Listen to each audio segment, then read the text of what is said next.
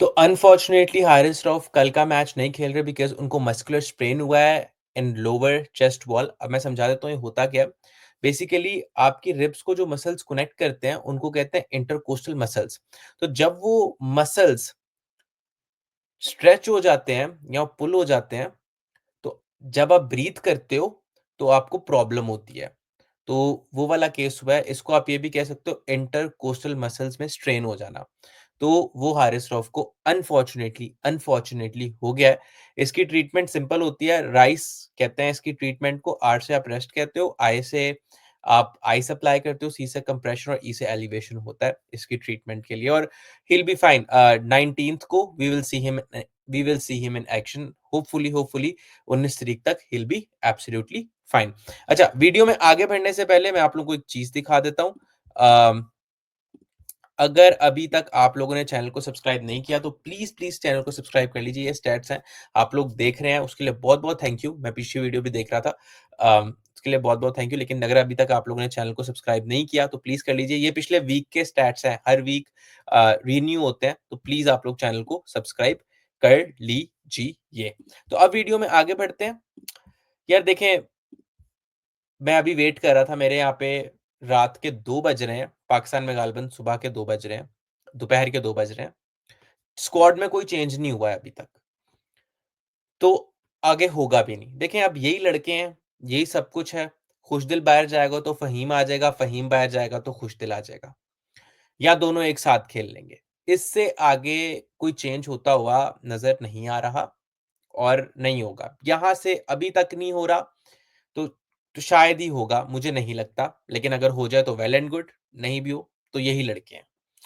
अब हमने इनको ही सपोर्ट करना है। अब यही हैं जो आपको मे बी चैंपियंस ट्रॉफी जितवा दें। अब यही हैं, अगर नहीं भी जितवाएँगे तो भी यही हैं, जितवा देंगे भी तो भी यही हैं।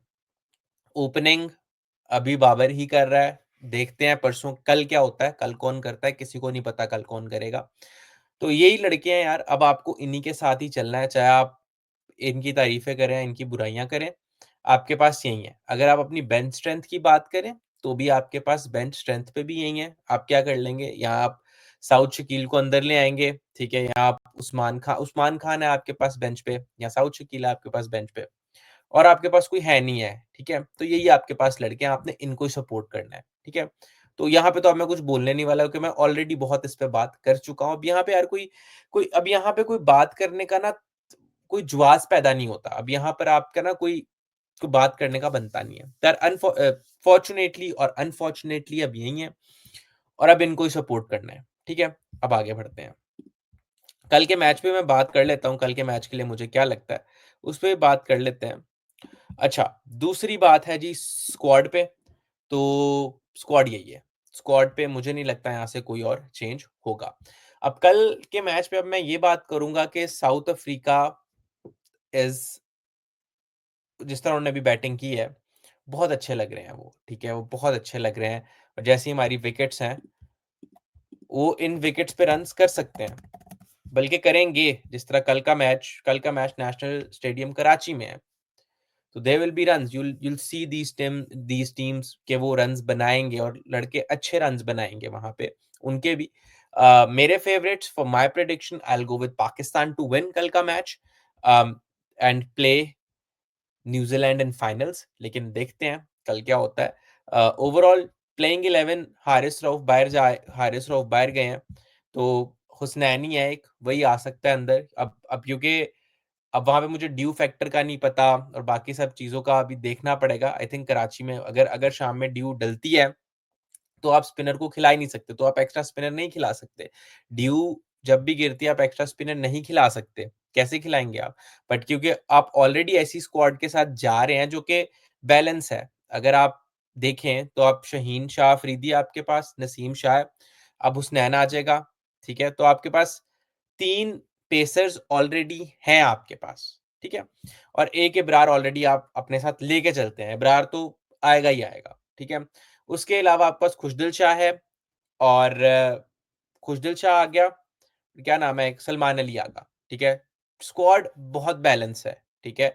अब जितनी बैटिंग फ़हीम अशरफ करेगा, उतनी ही बैटिंग खुशदिल शाह को आती है। तो कोई कोई कोई आपको बहुत बड़ा चेंज नहीं कर रहे। ऐसा नहीं हो रहा कि आप जो है वो खुशदिल शाह को बिठा के रिकी पॉन्टिंग लेके आ रहे हैं या आप फ़हीम अशरफ को बिठाकर कोई बहुत बड़ा बैट्समैन लेके आए। यही है आपके पास लड़के, यही लॉट है। जैसे मैं ऑलरेडी कह चुका हूँ, यही लॉट है। ये आपने अ, बहुत सोच समझ के सबसे आखिर पे आपने ये लॉट सिलेक्ट किया है। तो मैं ये मान के चल रहा हूँ कि यार ठीक है, सिलेक्टर्स को शायद इन्हीं लड़कों पे एतमाद है और उनको लगता है कि शायद ये लड़के ज़्यादा बेटर परफ़ॉर्म कर सकते हैं, जो सिलेक्टर्स के मुताबिक।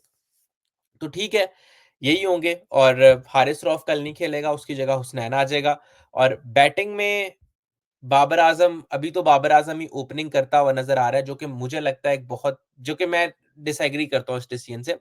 मुझे लगता है फ़खर ज़मान होना चाहिए और उसके साथ आप किसी और को करवा दें। उसके साथ किसी और को करा दें यार। आई वुड से कि ठीक है, आप साउथ शकील को अगर आप ले आए अंदर तो ठीक है, वो बहुत अच्छी बात है अगर आप साउथ शकील को ले आए बिकॉज़ बिकॉज़ यार आप अर्ली ऑन ही अर्शदीप पे अर्शदीप पे कैसे बाबर आज़म को एक्सपोज़ कर सकते हैं? अर्शदीप तो चलो अभी तो 23 को आना है ना, उससे पहले पाकिस्तान ने 2-3 मैच खेलने हैं, ठीक है? अब मेरा सवाल ये है कि कल भी आप एक प्रीमियम बॉलर के आगे लेके आएँगे इसको, ठीक है? आई थिंक उनका बॉस यूजुअली करता है, ठीक है? लेकिन उनके और भी लड़के हैं, नेगेडी है, महापा है, फिर शम्सी है, उनका चाइना मैन। तो यार मेरा यही एक बात रहेगी कि यार बाबर आज़म ओपनिंग स्लॉट मत दो उसको। मैं तो यही कहूँगा आपको कि बाबर आज़म को थोड़ा नीचे खिला लो, वन डाउन आता है, उसको वन डाउन खिला लो। ठीक है? लेट हिज़ एक नर्व्स एक आपकी सेटल हो जाती हैं। आप एक एटमॉस्फेयर को आप फ़ील कर लेते हो और क्या है, ठीक है? फ़खर ज़मान बहुत अच्छी ऑप्शन है, आप साथ साउथ शकील को लाएँ और उसे ओपन करवा दें। दोनों को लाएँ और ओपन करा दें और आपके पास कोई ओपनिंग का ऑप्शन नहीं है। या तो रिज़वान खुद आके ओपन कर ले, जो कि क्लियरली वो नहीं करेगा। रिज़वान ने अब मैं क्या कहूँ रिज़वान को, रिज़वान ने पहले भी जो किया है वो सबके सामने है और अभी फिर से वो वही टेक्नीक कर रहा है और वही फिर से जो कि उसको नहीं करना चाहिए। उसको पता है फिर से वो बाबर आज़म को एक्सपोज़ कर रहा है अ, प्रीमियम बॉलर्स पे, ठीक है? और आप एक आर्गुमेंट अब मैं क्या आर्गुमेंट पे बात करूँ, जो आर्गुमेंट दे रहे हैं, जो जो बताई गई हैं बातें बाबर आज़म को ये कहा गया है कि जब इंडियन टीम को ज़रूरत है तब सचिन तेंदुलकर भी आके ओपन करते होते थे।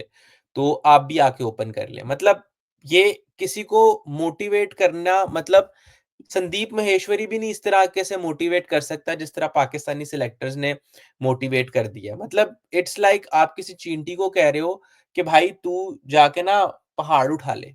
ठीक है यार, ऐसा नहीं हो सकता। He is out of form और मैं उसको डिसरिस्पेक्ट नहीं कर रहा। मैं उसको किसी भी तरीके से ये नहीं कह रहा कि he is not capable, but आपको ये चीज़ मान सेम हरकत की थी मिसबाह-उल हक ने जब यूनुस खान को ओपन करा दिया था 2015 के वर्ल्ड कप में। आप नहीं ऐसे कर सकते। आपका एक प्लेयर है वो बिल्कुल आउट ऑफ फॉर्म चल रहा है, आप कैसे उसको ओपन करा सकते हैं? तो आई थिंक वो एक थोड़ी-सी गलत टेक्नीक है। बट यार दे नो बेटर, उनको ज़्यादा बेटर पता है, वो वहाँ पर है, वो नेशनल क्रिकेट स्टेडियम कराची में हैं, तो वो ज़्यादा बेहतर जानते हैं। अदर दैन दैट मुझे नहीं लगता कोई और स्क्वाड के अंदर कोई और चेंज होगा। बाकी दे देखते हैं, कल मैं एक प्रीव्यू और बता दूँगा, लेकिन मेरी प्रेडिक्शन यही होगी कि I would go with Pakistan to win. हमेशा हमेशा यार जब भी पाकिस्तान का कोई मैच होता है तो आई यूजुअली से पाकिस्तान टू विन। अ, अ, हाँ, बस अब क्या कर सकते हैं, बट ठीक है यार, चलो खुश रहो। और यार मैं एक और मैसेज आप लोगों को देना चाहता हूँ, अगर आप लोग ये सुन रहे हो, पूरी वीडियो अगर यहाँ तक सुन ली है तो पूरी वीडियो को भी सुन लीजिएगा। बहुत इट वुड बी काफ़ी अच्छी बात करूँगा मैं। देखिए, आप विराट कोहली को चोकली बोलते हो, रोहित शर्मा को आप वड़ा पाव बोलते हो, पाकिस्तान को आप पोरकिस्तान बोलते हो, ठीक है? अगर आप ये अल्फ़ाज़ यूज़ कर रहे हो, तो इन अल्फ़ाज़ों को इस्तेमाल करके आप कमेंट सेक्शन में अपना पॉइंट ऑफ व्यू इस्तेमाल करने के लिए मैं पिछले दिन देख रहा था किसी ने विराट कोहली को विलाट विलाट चोकली लिखा था, ठीक है? और रोहित शर्मा को वड़ा पाव लिखा था। जब आप अपना पॉइंट ऑफ व्यू शेयर करते हैं, ठीक है? आप अपनी बात रख रहे हैं। बात एक तहज़ीब के तरीके से और एक प्रॉपर तरीके से भी रखी जा सकती है। बात रखने का एक तरीका होता है। आप बात अपनी रखना चाह रहे हैं एक तहज़ीब के तरीके से विद फैक्ट, विद आर्गुमेंट्स रखें। आपको कोई नहीं रोकेगा। आप विराट के 2020 आप ये विराट को विराट कोहली कहने से अच्छा मैं आप लोगों को बताता हूँ, आप विराट के कोई भी अगर विराट, विराट कर रहा है ना, तो आप विराट के स्टैट्स को रखें कि यार उसने 2024 में ये उसके स्टैट्स हैं। ठीक है? आप वो रखें एंड देन सी कि लोग कहेंगे ओह! अभी उसके स्टैट्स हैं पर पहले की परफॉर्मेंस तो थी। तो फिर वहाँ पे आप आर्गुमेंट दे सकते हैं कि ओ भाई पर बाबर आज़म की भी तो परफॉर्मेंसेस थी। तो this is the way how you carry N argument. ठीक है? मैं आपको बता रहा हूँ कि आपने अगर आप किसी के साथ डिबेट कर रहे हैं या आर्गुमेंट कर रहे हैं या आप किसी मॉडल यूनाइटेड नेशंस में हैं कहीं पे, तो इस तरह आप अपनी बात रख सकते हैं। ठीक है? आपकी बात में वज़न भी होगा और आपकी बात लोग सुनेंगे भी। लेकिन अगर आप इस तरह करेंगे कि यार विराट विराट चौकली है, रोहित वड़ा पाव है, पाकिस्तान तो पोरकिस्तान है। तो फिर अगला भी उसी तरीके से आपको जवाब देगा, ठीक है? अगला भी उसी तरीके से आप जवाब देगा। अगर आप ये कह रहे हो पाकिस्तान में अ, लाइट्स ठीक नहीं है, ठीक है? तो अगले दिन जब सेम इंसिडेंट इंडिया में होता है, तो अगर आपने 1 दिन पहले मज़ाक किया, तो दूसरे दिन फिर आपको ब मज़ाक सुनना भी पड़ेगा। फिर आप वहाँ पर गुस्सा नहीं कर सकते क्योंकि पहले आप 1 दिन कर चुके हो। ठीक है? तो आई थिंक अगर आप अपनी बात रखना चाहते हो ना, तो एक तरीका होता है बात रखने का, एक तहज़ीब होती है बात रखने की। आप इस तरीके से नहीं कर सकते कि मैं हर कमेंट पढ़ता हूँ, मैं हर कमेंट को रिप्लाई भी करता हूँ। चाहे मुझे जितनी मर्ज़ी ऑफेंसिव कमेंट लगे, मैं उसको रिप्लाई भी करता हूँ और कमेंट भी करता हूँ, ठीक है? बट बात करने का एक तरीका होता है, एक सलीका होता है। चलिए मिलते हैं अगली वीडियो के साथ, तब तक के लिए खुश रहिए और अपना ध्यान रखिए। See you in the next video.